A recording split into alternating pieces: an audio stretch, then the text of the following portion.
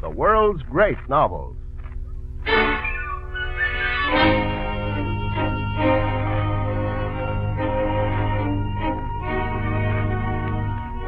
The NBC University of the Air presents the third episode in its four-part dramatization of Charles Dickens' A Tale of Two Cities, another in its series of books that live, the world's great novel.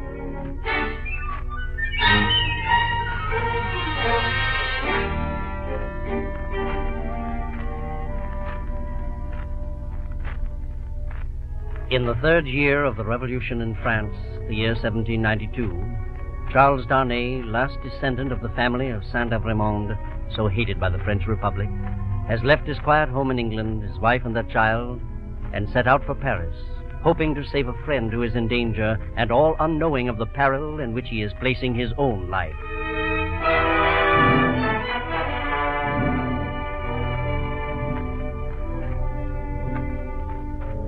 The traveler fared but slowly on his way from England towards Paris in the autumn of the year 1792. For every town gate and village taxing house had its band of citizen patriots ready with muskets to stop all comers and goers, inspect their papers, send them on or stop them as their fancy deemed best for the good of the new republic of liberty, equality, fraternity, or death.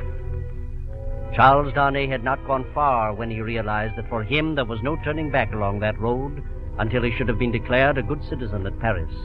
And he admitted to himself that had he known of the difficulties, he might not have made the journey. Still, he had no fear of danger, even when at Beauvais he was forcibly provided with an escort of two patriots.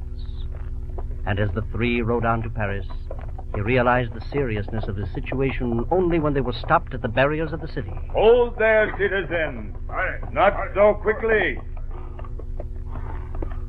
Where are the papers of this prisoner? If you please, citizen. Well? I am no prisoner, but a free traveler. These men are my escort.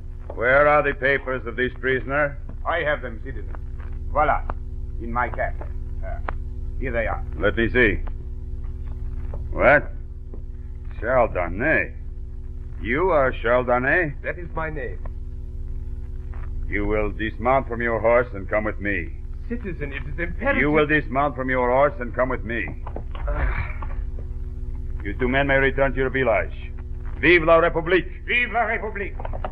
Can you not see that my papers are in order? Follow me into the guard room.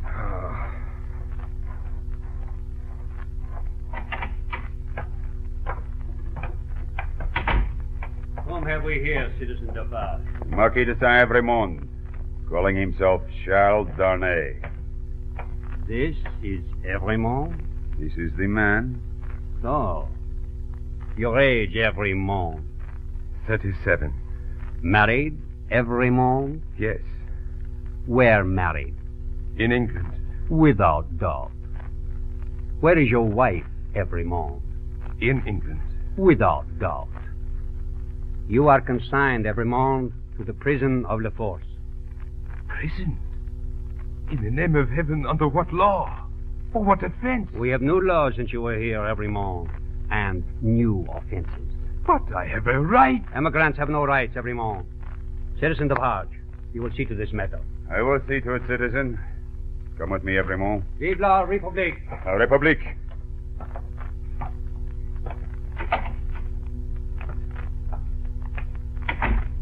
This way. But this is impossible. Enough. Tell me one thing. Is it you who married the daughter of Dr. Manette, once a prisoner in the Bastille? Yes. But how did you... My name is Defarge. Oh. I keep a wine shop in the Quartier de Saint-Antoine. You have heard of me? Defarge. Yes. My wife came to your house many years ago to find her father. In the name of the shop female called La Guillotine, why did you come to France? I hardly know now. I am lost here. Will you help me? No. Tell me one thing. When I am in prison, shall I be able to communicate with anyone? You will see. But I am not to be buried there. What then? Other people have been buried in worse prisons before now. But never by me, Citizen Defarge. Please, it is important to me that one thing be done. There is a Mr. Lorry here in Paris with Kelton's Bank. I only want him to know that I am in prison. Will you do that for me? I will do nothing for you, Evremond. My duty is to my country and the people. I am the sworn servant of them against you. No, I will do nothing for you. Voici, the prison of La Force.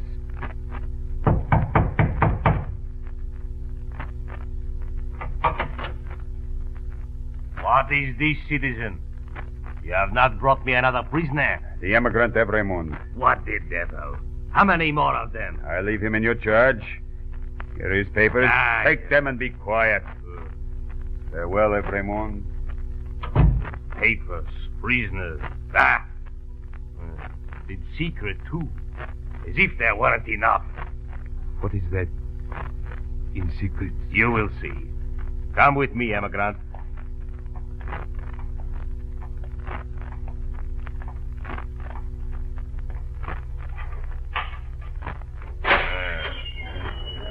In here, Evremond, with the rest of the nobility. See, my friend, a new companion in misfortune. I welcome you, good sir, to La Force. Thank you, monsieur. The Vicomte de Sèvres, at your command. May your calamity be a short one. It would be impertinence elsewhere, but may we ask your name and condition? Charles, Marquis de Saint-Evremond. Oh, again, welcome. But tell me, I hope you are not to be kept in secret. I have heard them say so. We regret it. But sometimes it is not lasted long. I agree to inform all of you in secret. Come along, Evremond. No more of this. Our good wishes, monsieur. Farewell, monsieur.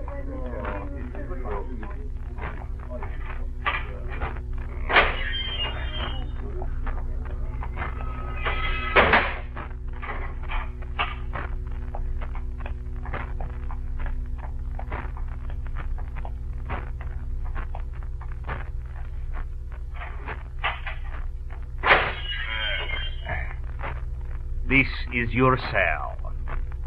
It means alone, then? In secret? Why am I to be alone? How do I know? I can buy pen and paper. Such are not my orders. You can buy your food and nothing more. Get in. Get in!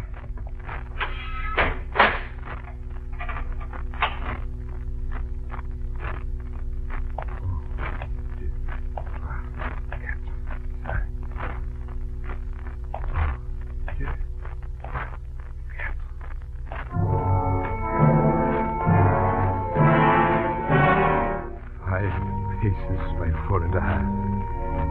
5 paces by 4.5. He may choose, the doctor. He may choose.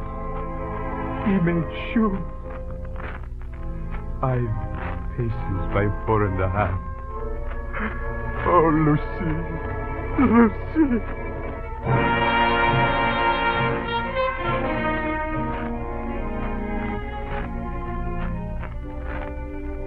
Mr. Jarvis Lorry, having come to Paris to do his duty as he saw it in the service of Tellson's Bank, found the violence which was so accepted there almost more than he could endure.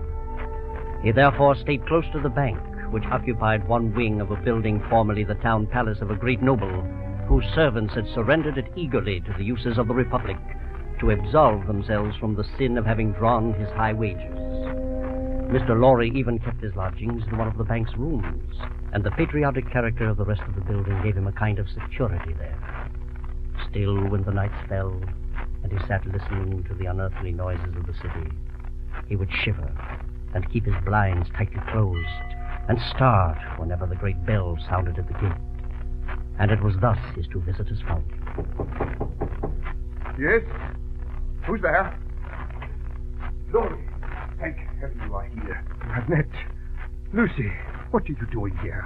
What's happened? Oh, my dear friend, it is my husband. It is Charles. Charles? What of Charles? I left him safe in London. He is here. Here? In Paris? He left London without telling me. Sent me a letter after he was gone. We came as quickly as we could. Is anything wrong? Mr. Lorry, he is in prison. Great heavens. They arrested him at the barrier. How did you find this out? It was father. I was a Bastille prisoner, Laurie. Remember? It is a kind of charm now. We were stopped a long time. Poor little Lucy. She was so frightened. You haven't brought the child. She is here. And Miss Prost, too. Prost would not stay behind. We had to bring them. But that was madness. Mr. Lorry, have you heard anything? Do you think he is safe? About Charles, I know nothing. Will you say that as if you... You must be calm, my dear. Nothing can be done tonight. I don't know what can be done. I know, my friend. There is not a patriot in France who does not love me for my old pain. You think you can help, Manette? I am sure of it. My name got us past the barrier. My name will free Charles. What is that sound? It is coming from the courtyard. They are back again. Every hour, they're back. Lucy, come away from the window. Don't look out. Don't. I will. I must know. Father! My dear, what is it? Laurie, what are they doing? Oh, The crowd and that grindstone. Well, you have seen it now. They come to sharpen the knife. Knife. They are murdering the prisoners. Oh, Charles. Doctor, Oh, no. if you're sure of what you say, if you really have some power, go down there. Have them take you to the prison. Which prison is it? La Force. La Force. Hurry, Manette, hurry. Yes, I will go at once. Keep Lucy here. Keep her safe. Lucy, my dear, come away from the window. No. No, I must look. If anything happens to Father... Courage, my dear. There he is. Nearly at the center of the crowd. They are listening to him. Help for his children. Help for everyone. Vive Manette, you must be a prisoner. They'll take him to the prison. There may be some hope. May heaven speed your father on his errand.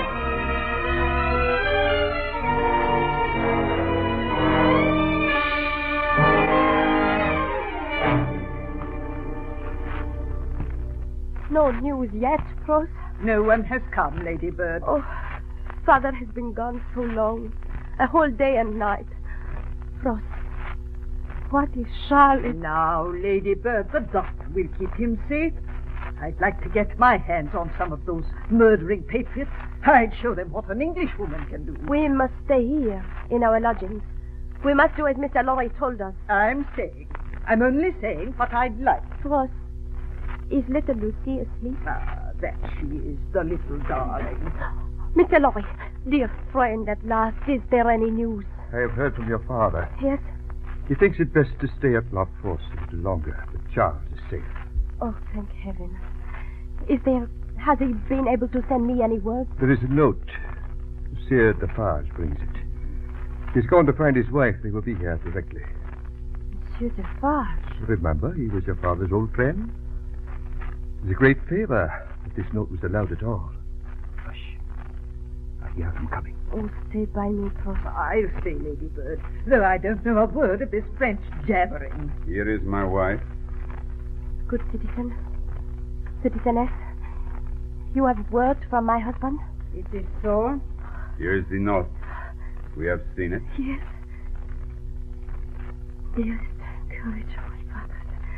Our child, it is true. He is safe. Oh, you were so kind to bring it. Let me kiss your hand, citizen. Keep away. But My dear, Madame Defarge has come to see you so that she may protect you. Protect me? Yes. There are frequent uprisings in the streets. Madame Defarge wishes to be able to identify you so that she may keep you from harm. I state the case, Citizen Defarge. It is so. Pross, you had better bring the child here. Let the Madame see her also. I'll bring her, but let that bold face put a hand on. What says the ugly one? Only that she will get the child. She has been with Dr. Manette in England for many years, and she knows no French. So, come then, my pretty. Only for a moment. Is that his child? Yes, Madame. This is our poor prisoner's little daughter. It is enough, my husband. I have seen them. We may go. Citizeness, wait. Well? You will be good to my poor husband. You will help me to see him if you can. Your husband is not my business here. It is your father's daughter who is my business here. For my sake, then, be merciful. We are more afraid of you than anyone. What was it your husband said in that little letter? Did he not say something about influence? He said my father had much influence around him. Surely it will release your husband. Let it do so. But I beg you, do not use your power against my husband. Use it to help me. As a wife and mother, I beg you.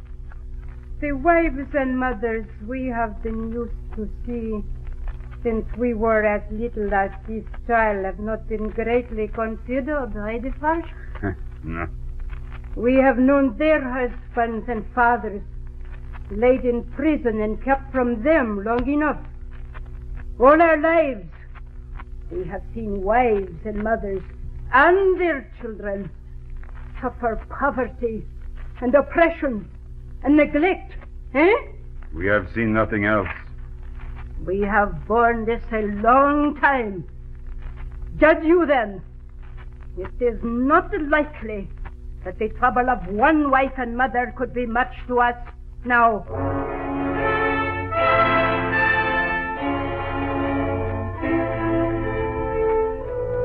And so in that strange world, more of the dead than of the living, there passed a year and 3 months. A year and 3 months in which, through all France, there was no pity, no peace, no pause in the relentless terror, in which one hideous figure grew as familiar as though it had come into being with the foundations of the world. The figure of the sharp female called La Guillotine. But through the darkness of that time, Dr. Manette moved coolly, confidently, ministering to the hospitals and the prisons, a new strength in him born of his old suffering, sustaining his belief that one day his power and influence would deliver the husband of his child. And through it all, Lucie carried on her household and cared for her daughter and kept her grief within herself. Except sometimes during the 2 hours of every day when she stood in a certain alleyway below the walls of the prison of La Force, where she could be seen by but could not see her husband. The alley was all vacant wall and emptiness, but for the hovel of a wood sawyer, who kept himself busy and apparently noticed her but rarely. Walking here again, citizeness? You see me, citizen? Yes. Forever walking. Forever looking up at those brave walls of the fortress, eh? You mistake, citizen. May one not walk? Oh, indeed. It is not my business. You have a child with you sometimes. She is not here today? No. And the little citizeness walks too and looks up. Well, many can look in, many can go in, but few can come out, except to take the jolly ride in the little cart. Oh, she is a brave barber, our little Saint-Guillotine. It is so? Yes, brave. Yes, but she is not my business. My work is my business. My saw. I call it my little guillotine. Watch here. And off comes his head. Oh, no. This is the firewood guillotine. See here again. And off her head comes. And all the family. Oh, yes. A brave barber. She will shave them all as quick as firewood. And vive la République.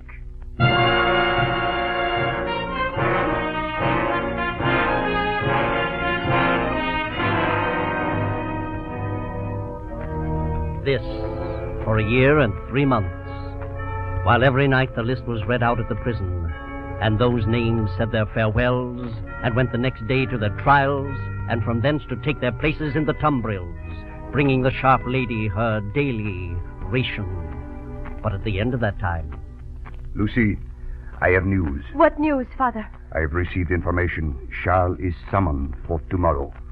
For tomorrow? He has not yet received the notice, but I am sure of it. Oh. Are you afraid? Yes. My poor child, you must trust in me. Oh, Father, I do. There is no time to lose. But I am well prepared. There is much to do. Father, if they should condemn him... They will not. He will be back with you in a few hours, Lucy. I will make sure of everything. Nothing can go wrong. Nothing.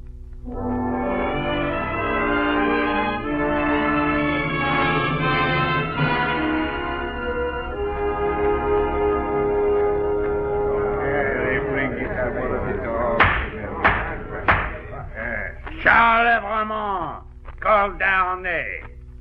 The public prosecutor will read the accusation. Charles Evremont, called Darnay, is accused by the Republic as an immigrant, a friend to England, and an enemy of the people. His life is declared forfeit to the Republic, the people's decree having banished all immigrants on pain of death. Will you plead guilty, Evremont? So please the court, not guilty.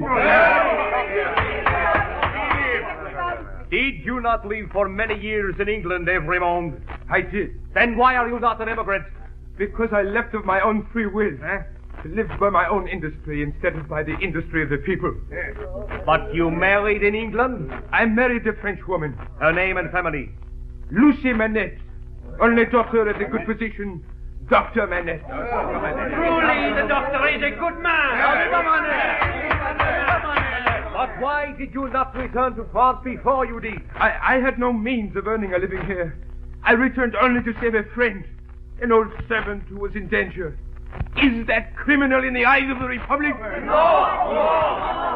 Where is that man? As the court knows, I was unable to rescue him. But there was a letter from him among my papers. I trust it is in the court's possession. It will prove what I have said. That will do, Evremont. Call the witness, Alexandre Manette, physician. Vive le docteur! Vive le docteur! Poor Capel. If he had lived, Doctor, I came to save him and he could save me today. I have seen to it that his letter is on the president's bench. Now, it is my turn. Yes. Dr. Manette, you have known the accused for many years. He was my first friend in England. He has always been devoted to my daughter and myself. What do you know of his friendship with the enemy English government? Friendship? He was tried for his life in England as its foe. Truly, this Evremont is not our enemy. I cannot be our enemy. You are sure of this fact, Doctor? Monsieur Laurie of Telson's Bank is here in the court. He will stand by me. He, too, was witness at the trial. Enough, Citizen President. Let the votes be counted. What is your vote, then, citizen? Live Evremont. Freedom for Evremont. Live Evremont. Freedom for Evremont. Freedom for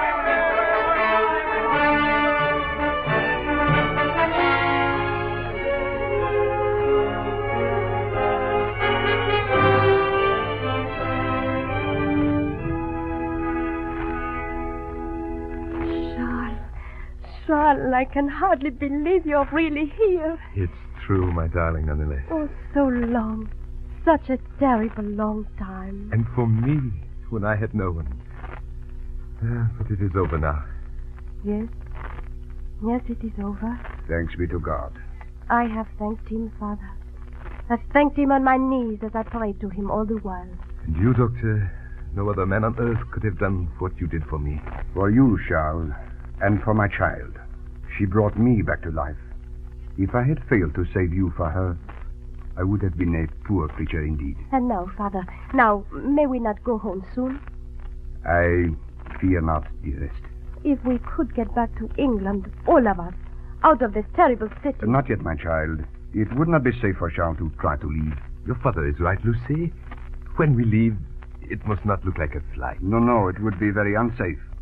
We must stay here yet a while. But it is not safe here, either. I know it. Safe as anyone can be in Paris?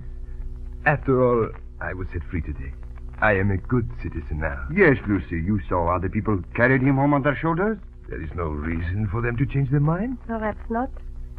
And yet I am afraid. Lucy, dear, you have been so brave. I know, Father. But it is just that I have him back now. And yet there are so many, as innocent as he, who die every day. Dearest, try not to think of it. Let us pretend we are at our own fireside in London. No, I cannot, Charles.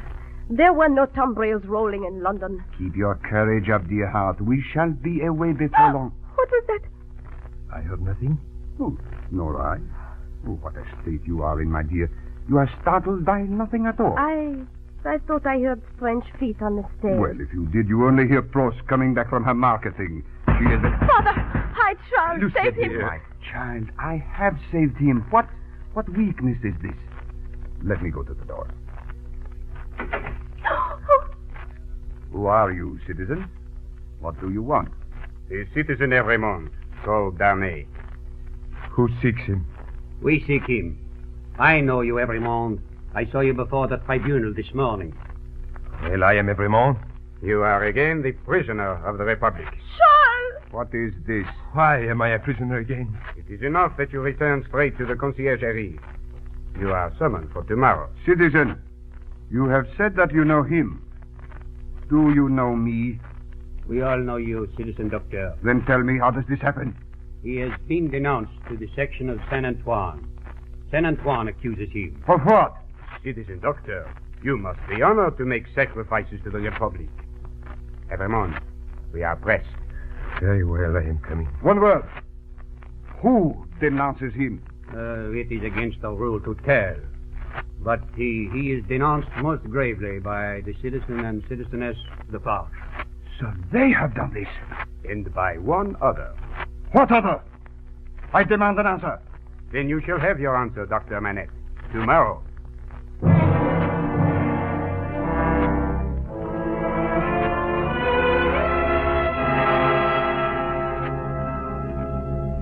A man may have his foot even past the door-sill of freedom, but Saint Antoine has waited a long time.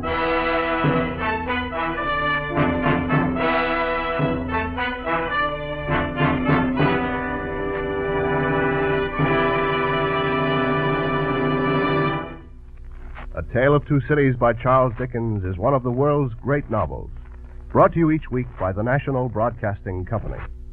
Listen next week to the final episode of A Tale of Two Cities. And remember, there is a world of information and entertainment to be found in your local public library.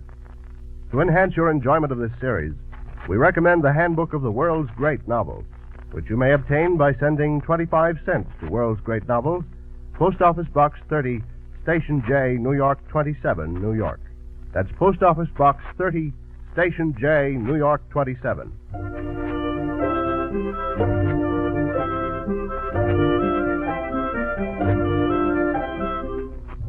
A Tale of Two Cities is adapted for radio by Clarence A. Ross. The music was composed by Dick Shores, and the orchestra was directed by Bernard Berquist. The entire production was under the direction of Homer Heck. Geraldine Kay is featured as Lucy, Maurice Copeland as Dr. Manette, and Ken Nordine as Charles Darnay. Jarvis Laurie is played by Jess Hughes, Defarge by Ken Griffin, and Madame Defarge by Renee Rodier. The narration by Sherman Marks. Others were Hope Summers, Boris Aplon, Charles Mountain, Cliff Norton, and Les Spears. This is John Conrad. This program comes to you from Chicago and is a presentation of the National Broadcasting Company and its affiliated independent stations.